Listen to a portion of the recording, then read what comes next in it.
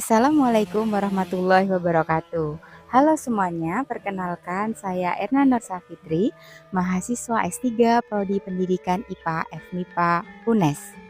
Melalui video ini, kita akan belajar bersama mengenai proses pembuatan keris dan juga proses jamasan keris yang kita dapat dari pengetahuan masyarakat yang nantinya akan kita rekonstruksi secara ilmiah. Yuk kita simak videonya. Keris adalah senjata yang memiliki bentuk sangat khas, sehingga mudah dibedakan dari senjata lainnya. Senjata satu ini memiliki ujung yang lancip dan tajam. Selain itu, keris ada yang berbentuk lurus simetris dan ada juga yang berbentuk tidak simetris dengan bilahnya yang berkelok-kelok. Serat lapisan logam celah pada helai bilah keris disebut pamor. Pamor menjadi sebuah penciri keris yang memiliki makna filosofis mendalam. Sejak zaman dahulu, keris digunakan sebagai senjata, pusaka, objek spiritual, serta aksesoris untuk pakaian adat. Khususnya di Pulau Jawa, banyak warisan peninggalan keris yang masih tersimpan hingga kini. Keris tersebut merupakan peninggalan era Kerajaan Majapahit hingga Kerajaan Mataram Islam. Agar warisan budaya keris buatan masa lampau tetap terjaga, maka secara periodik dilakukan prosesi jamasan, yaitu merawat keris dengan beberapa tahapan pencucian agar bilah keris tidak rusak karena kotoran berupa debu, jamur maupun korosi. Sampai saat ini keris masih diproduksi oleh pengrajin yang disebut dengan julukan empu. Produksi keris modern masih dilakukan untuk aksesoris busana adat. Ada juga yang digunakan untuk koleksi oleh pemesan dengan tujuan filosofis yang tinggi. Video ini akan menampilkan wawancara dengan salah satu empu yang masih aktif membuat keris di Gunung Kidul, Yogyakarta. Video prosesi jamasan keris yang dilakukan oleh abdi dalam Keraton Pakualaman, Yogyakarta. Selamat menonton.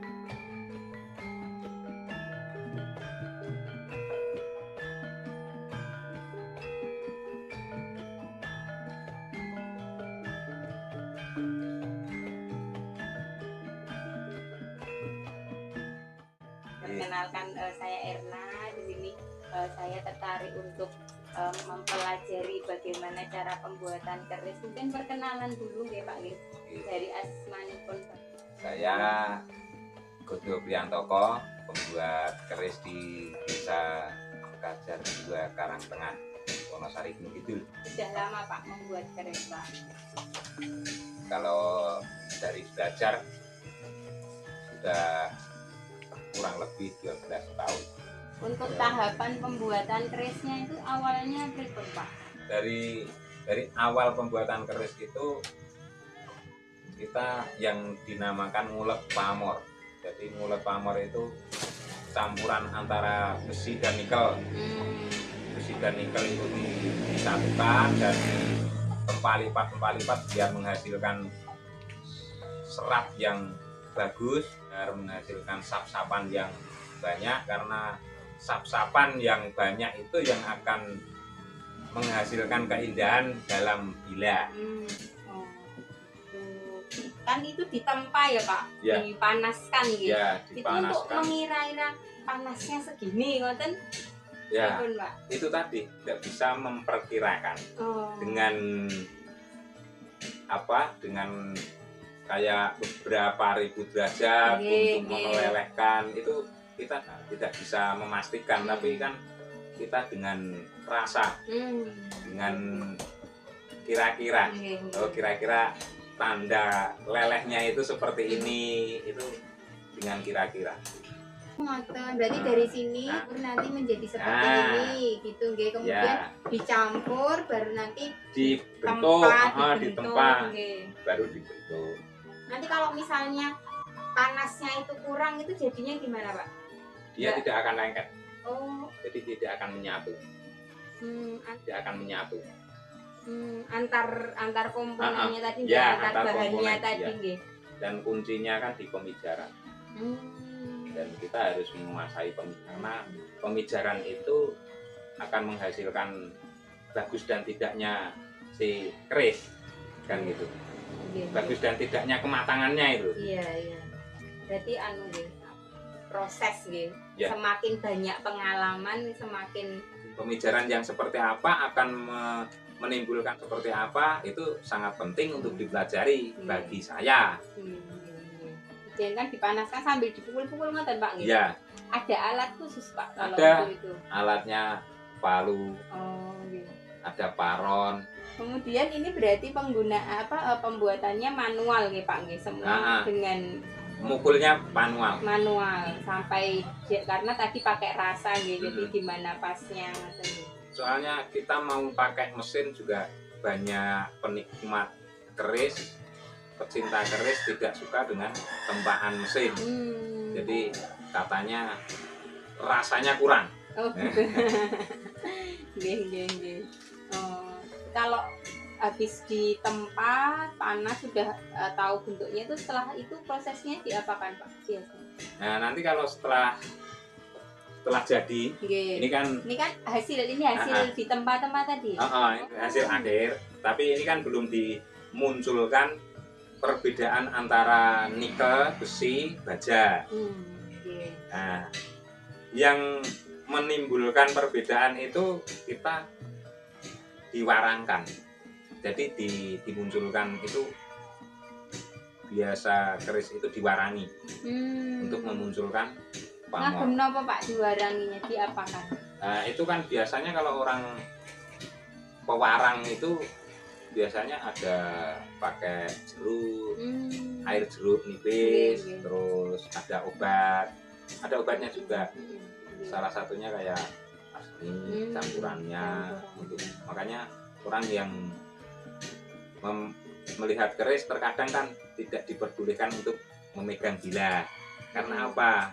Ya dari sisi kesehatan, ntar takutnya pas pegang nggak cuci tangan, langsung makan. Cuman kan nggak begitu terlalu banget toh kalau cuman buat diwarangi. Dan itu akan menimbulkan, tangan kita itu ada zat asam, itu nanti akan menimbulkan karat di bilah. Dan cara membukanya pun juga tidak asal-asal buka. Ada cara khusus. Ada cara khusus untuk yang dicabut warangkannya. Dan kalau mau lihat itu kan tidak dipegang seperti ini, tapi dengan ditaruh di atas kuku. Tujuannya? Kalau kuku kan tidak ada zat asamnya, jadi tidak akan mempengaruhi bilah.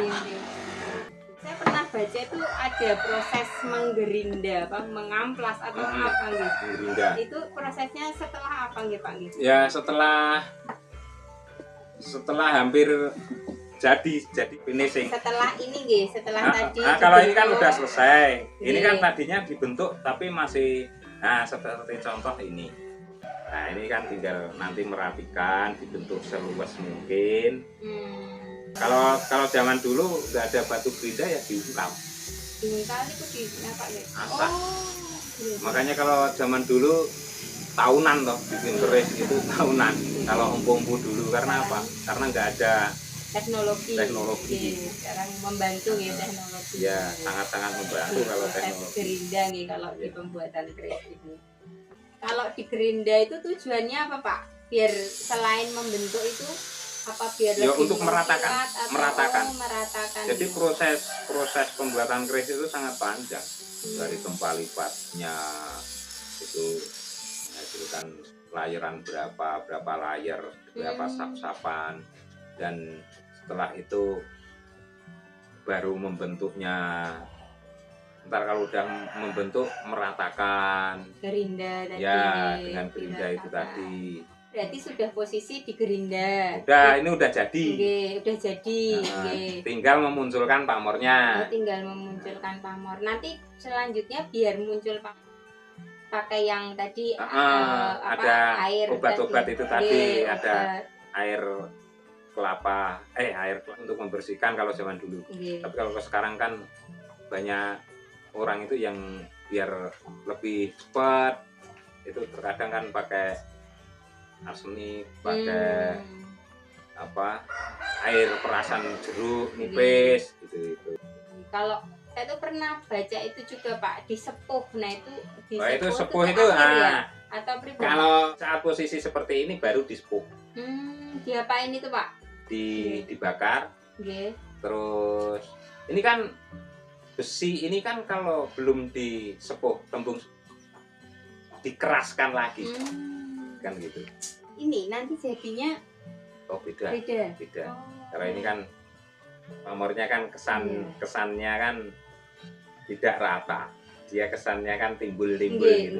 Tapi sebenarnya diraba halus, caranya terlalu dia akan tidak kelihatan seratnya. Jadi akan ngeblok jadi satu. Itu karena pemijaran yang terlalu memijat. Dan tidak akan menghasilkan keindahan kalau nggak kelihatan seratnya kan gitu. Jadi pewarangan tadi itu hanya untuk memperjelas memperjelas pola pamor. Tapi sebenarnya pamor itu sendiri terbentuk pada saat proses pembuatan. Hanya memisahkan warna. Pewarangan itu memisahkan warna antara nikel dan bajanya. Itu kan memisahkan warna. Kalau kare itu yang ada tambahannya enggak? Maksudnya besinya yang paling banyak di antara yang lain atau sama aja? Cuma di pelipatannya. Cuma di prosesnya. Dan bahannya sama, cuman proses pelipatannya itu lebih banyak yang nyutro daripada yang agar. Kan gitu. Jadi sampun Bapak matur suwun sangat. Ini nanti kalau boleh saya mau mencoba ikut melihat. Ya, ikut nempat juga bisa. Alhamdulillah.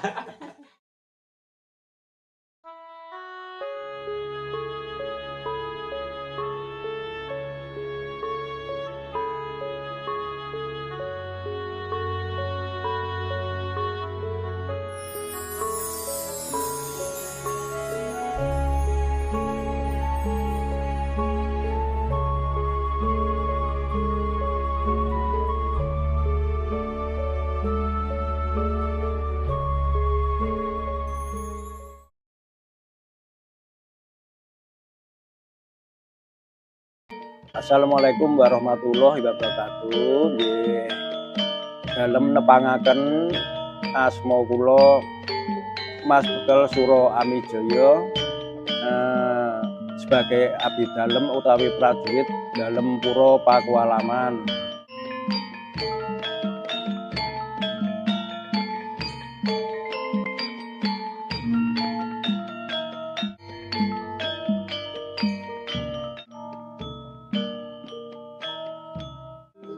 Niki nyun sewu niki urut-urutanipun proses jamasan menika saking awal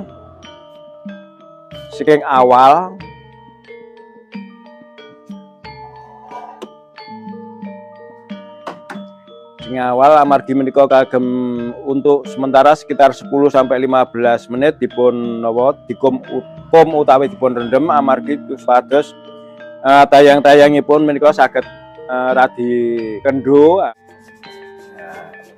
Menika saged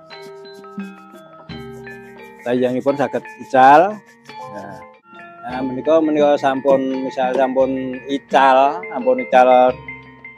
istilahipun tayangipun niku salajengipun mengke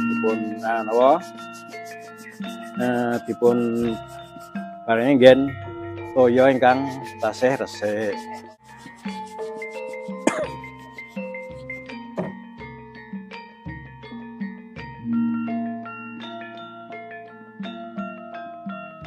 Dipun paringi nggen toya mriki supados langkung resik.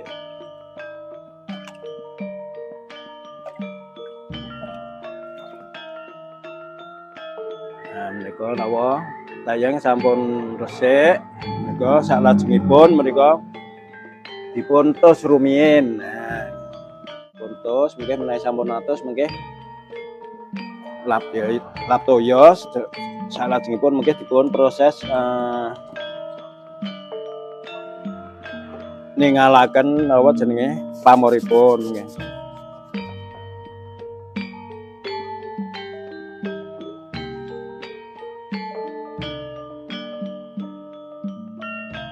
Terus mriki kan ten mriki proses penimbulan apa ningalke pamor. Jeruk intinya kan untuk nguatke untuk membuka pamor, Mas.